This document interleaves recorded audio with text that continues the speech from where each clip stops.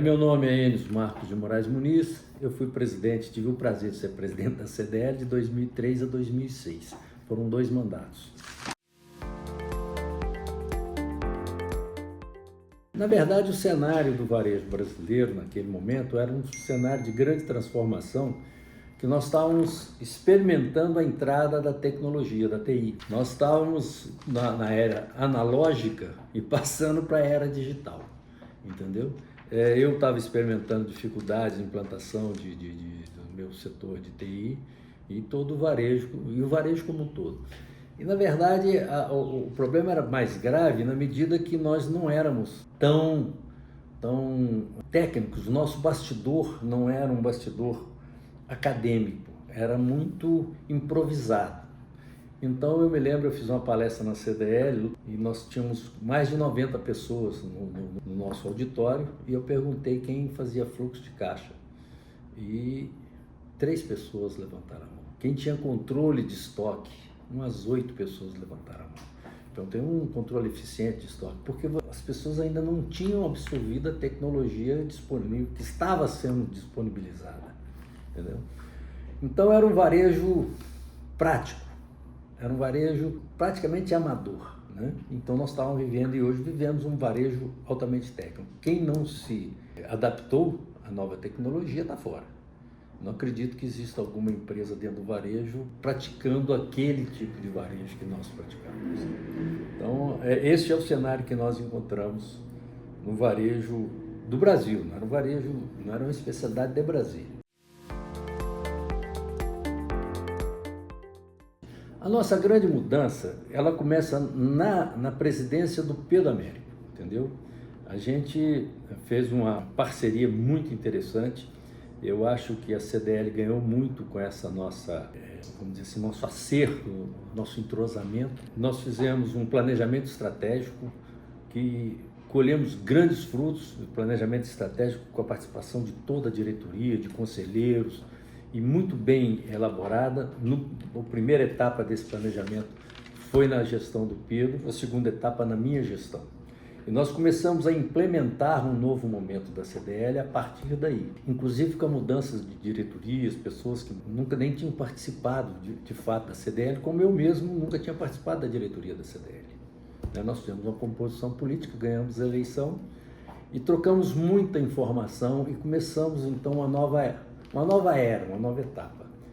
E nesta elaboração desse planejamento estratégico, confirmado depois na nossa gestão, Pedro Américo, acabei de falar em você, você não morre nunca mais. Eu falei como é que a gente era tão amigo que virou irmão. Estou fazendo uma entrevista aqui para a CDL. O Xará disse que você é pescador de meia tigela. Mas eu preciso falar com você, tá bom? A hora que eu terminar eu te ligo. Falou, um abraço. 2 ex-presidentes falando. Dado esse planejamento estratégico, algumas diretrizes ficaram muito bem determinadas, entendeu? Nesses 2 planejamentos estratégicos. Nós queríamos fazer uma cooperativa de crédito e os primeiros passos foram dados no governo, na gestão. E eu consegui, de fato, a carta patente. Foi muito interessante, esse empenho meu foi bem relevante, porque o diretor do Banco Central disse que estava entregando a carta patente muito mais ao Enes do que a CDL naquele momento que ele acreditava na minha gestão, e eu fiquei muito vaidoso por isso. O segundo ponto foi a escola de varejo. Por esse amadorismo que nós estávamos vendo, a necessidade que todos os nossos varejistas estavam experimentando nessa grande mudança do advento da TI, entendeu? Então nós vimos que faltava mão de obra qualificada para o novo momento. Então a escola de varejo seria uma coisa interessante. Isso inclusive gerou palestra minha em alguns eventos, vários eventos, entendeu? Inclusive esse quadro que está aqui, entendeu? Que foi uma palestra interessante, que foi quase que o resumo de como o lojista ele fica sacrificado em tudo que ele tinha que administrar. O que está nessa bola azul aqui é a necessidade primária, ele tem que fazer, entendeu? Senão ele morre rápido. E o que está nessa azul escuro é a secundária, que se ele deixar de fazer, ao longo prazo vai pegar ele. E isso foi muito interessante porque marcou muito esta visão de qualificação do varejista, entendeu? Isso marcou bastante. Nós conseguimos também implantar a escola de varejo, conseguimos implantar a nossa cooperativa. E o outro pilar que era exatamente nós conseguirmos trabalhar na direção da independência financeira da CDL, entendeu? Nós achávamos que a CDL, embora fosse ligada ao SPC, o SPC é o grande sustento, a médio prazo isso podia se perder. Então nós queríamos uma alternativa e nós trabalhamos nessa direção. E eu posso dizer que quando terminei o meu mandato, com muito orgulho, que nós conseguimos dobrar o patrimônio, entendeu? Mais que dobrar o patrimônio da CDL. Nós compramos um terreno em Águas Claras, na Avenida Central de Pau-Brasil, Avenida Pau-Brasil, entendeu? Em frente à estação central do metrô. É um terreno hoje que vale, talvez continue ou mais do que o patrimônio, mais que a metade do patrimônio. Ele realmente, e é coisa de Brasília, né? Quanto mais tempo passa, mais ele valoriza. E ele era destinado à nossa escola de varejo. Foi comprada com essa finalidade. E, infelizmente, nem a escola nem a cooperativa sobreviveram por outros tempos, não cabe discutir, mas na época era necessário e eu acho que caberia até hoje a sobrevivência dos dois. Essa foi uma luta que eu trouxe das associações dos shopping centers. Nós lojistas temos um equipamento muito caro, a loja dentro do shopping center é uma loja de operação muito cara. E por isso nós tínhamos que otimizar o uso dessa loja. A prateleira, a mercadoria, o chão de loja, quer dizer, tudo aquilo que a gente investiu ficar fechado no domingo. E sabíamos de experiência, não era uma invenção nossa, sabíamos de experiência de outros países que abrem os domingos, que abriam. E essa luta foi dura. Para passar na Câmara Legislativa foi um trabalho árduo, de formiguinha, deputado por deputado, escutamos muitas coisas inconvenientes, mas ao final conseguimos essa abertura. E nós tínhamos, eu dizia, o que tem que dormir são os empregados. Nós fazemos uma escala, mas o equipamento não precisa dormir. O equipamento tem que trabalhar, ele tem que produzir. Então é um sucesso, nunca mais fechou e é um grande dia de varejo. O mundo diferencial da loja de rua para a loja de shopping é a segurança, o conforto e a abertura do domingo. Foi outra experiência que nós experimentamos na nossa gestão, que foi a migração do SPC local para nacional. Passamos a fornecer aos nossos lojistas a informação nacional, entendeu? Isso foi um ganho significativo, porque havia um malandro militante e itinerante que dava o cano em Goiânia, depois dava o cano aqui, depois dava o cano em São Paulo. Então aqui o SPC dele era negativo, entendeu? Aí ele fazia uma compra aqui, depois ele ia para outro estado e fazia lá. Quando nós integramos, essa nossa inadimplência teve uma queda fantástica. Agora, para este processo, ele foi um processo bastante difícil, trabalhoso, porque eram muitos interesses e muitas coisas que entravam nisso, inclusive a nossa própria política interna entre as nossas CDLs, entre os estados. Quem ia ser menor, quem ia ser maior, quem era mais forte, quem tinha mais informação. Isso politicamente também foi muito difícil, mas com bom senso, com muito trabalho e com muita disciplina de todos, ao final conseguimos fazer a integração nacional. O SPC foi uma dos nossos desafios. O outro que nós falamos foi a abertura domingo. O Simples Candango também, a adoção do Simples Candango, teve esse nome porque nós ficamos um pouco diferente do Simples Nacional. Teve o nome de Simples Candango. O governador era muito resistente, era o governador Cristóvão, entendeu? E a visão era um pouco diferente do que nós pretendíamos, mas foi um grande passo, entendeu? Nesse sentido. Uma outra conquista que foi muito significativa, que valeu até hoje para o Distrito Federal, foi nós conseguimos entrar no comitê do FCO. O FCO é um fundo do Centro-Oeste que disponibilizava e disponibiliza até hoje uma verba para incentivo do nosso setor e de mais alguns setores. E isso havia uma política, vamos dizer assim, da época, uma atitude política de transferir esse recurso para Goiânia, para Goiás. Goiás é quem pilotava a distribuição, a autorização, a aprovação dos projetos via Banco do Brasil.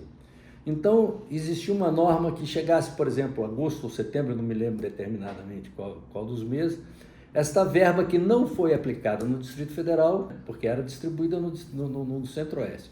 O que não foi aplicado ia para Goiás e o Banco do Brasil aplicava lá. Isso virou uma rotina e ninguém tinha acesso no Distrito Federal ao FCO.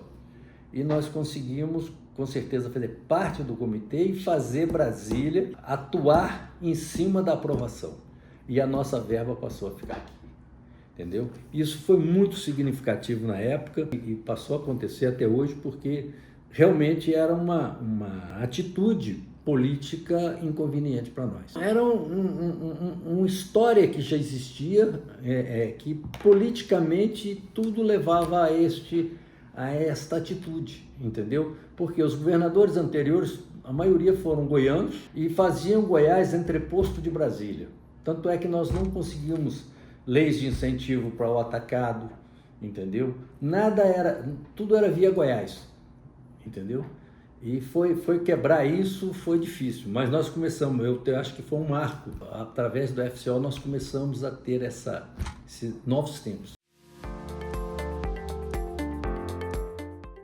Bom, eu acho que o principal foi consolidar a cooperativa e a escola de varejo, deixá-los profissionalmente instalados e funcionais, entendeu? Ao longo do tempo eles se perderam por as razões que eu não vou aqui colocar ou discutir, porque além de antiético, eu não estava sentado naquela cadeira para saber o que levou aos presidentes concordar que eles não tivessem segmento, né? Então, mas é uma pena, isso eu lamento bastante, porque acho que seriam mais dois grandes pilares da CDL como instituição que se propõe a servir o lojista. Então nós teríamos, através dessas duas ferramentas, entendeu? Uma grande opção, entendeu? Uma grande opção aos nossos lojistas, aos nossos filiados. Eu sou até suspeito, porque eu acho que ser empresário é uma das grandes opções de vida. Além de você se sentir muito produtivo, realizado interiormente, você, na verdade, está colaborando com a sua comunidade de uma forma fantástica, entendeu? Se você analisar o trabalho das empresas, qualquer que seja, porque eu costumo dizer que a diferença entre as empresas é a quantidade de zero que tem no seu balanço ou no seu faturamento, mas os problemas são iguais em todas as empresas, da pequena à grande. E o empresário que se dispõe a correr o risco de submeter às agressões da nossa política econômica, ele realmente é um herói, entendeu? Mas a realização pessoal e a realização social que ele causa, eu acho que vale a pena. Principalmente se ele tem sucesso, se ele consegue realizar o seu sonho, ele consegue também ter uma realização financeira, que é muito importante. O dinheiro facilita a vida. Ele não é condição de vida, mas ele facilita a vida, entendeu? Por isso que a mordomia não acaba, porque o dinheiro proporciona mordomias. Mas eu não falo pela mordomia, eu falo pelo conforto, tá? E uma mensagem que eu queria deixar aos nossos associados e aos nossos presidentes é que o futuro do varejo, que é esse livrinho aqui que nós fizemos na época da minha presidência, e por constatar quanto amador nós ainda éramos, eu achava que nós devíamos então fazer uma análise do nosso cenário e projetar o cenário futuro. O realista, o pessimista, o otimista. E com as medidas que estávamos caminhando, que nós tínhamos de fato posto como regras, o que ela nos levaria? O que nós seríamos diante daquelas leis, daquelas regras estavam postas. Quais eram as alternativas que nós precisaríamos para ter grandes mudanças positivas para o nosso varejo, principalmente? Então, esse livro foi feito de uma forma bastante acadêmica, discutido no nosso meio, com players interessantes, coordenado pelo Aires, Alexandre Aires, com colaboração do Sebrae, a FEComércio, a Associação Comercial, entendeu? Eu consegui, na época, que todos participassem ativamente, cada um botou o representante dentro da nossa comissão de fazer este planejamento do futuro do varejo. Eu acho que isso é fundamental para que a gente possa ter uma visão de futuro e planejar hipóteses e brigar por elas, entendeu? Então, eu preciso, para ter um futuro melhor para o nosso varejo como um todo, de tais medidas. Vamos brigar por elas. Ela passa a fazer parte do nosso planejamento estratégico, e isso sob a discussão do nosso meio. Quer dizer, isso vem da sociedade civil, entendeu? Para apresentar aos nossos governantes. Então eu acho eu tenho nesse livro Futuro do Varejo